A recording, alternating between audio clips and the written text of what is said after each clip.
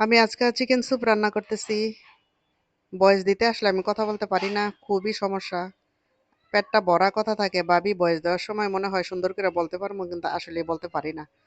এখানে কি কি নিচ্ছি আপনারা সবাই চিনেন।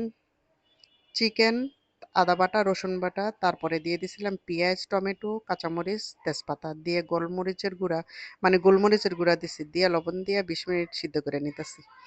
সিদ্ধ হয়ে গেছে, এখন এগুলি সব নামায়া ঠান্ডা করে ছোট ছোট কুচি কুচি করে কাটিয়ে নিব, মানে হাত দিয়ে পারলে ছিঁড়া নিব আর কি।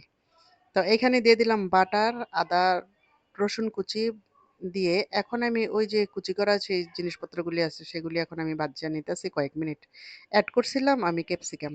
এখন দিয়ে দিলাম গোলমরিচের গুঁড়া, সয়া সস, টমেটো সস। দেখছেন টমেটো সসটা কিভাবে জাইরা জাইরা দিতেছি, কারণ শেষ হয়ে গেছে। দিয়ে দিলাম লেবুর রস, এখন দিয়ে দিলাম একটু লবণ, দিয়ে ওই যে বেজে রাখা যে উপকরণগুলি আছে এগুলি মিশাই নিতেছি। আর এখানে আমি 2টা ডিম নিছি, 2টা ডিম নিয়ে এখন ফেটিয়ে এখন দিয়ে দিতেছি।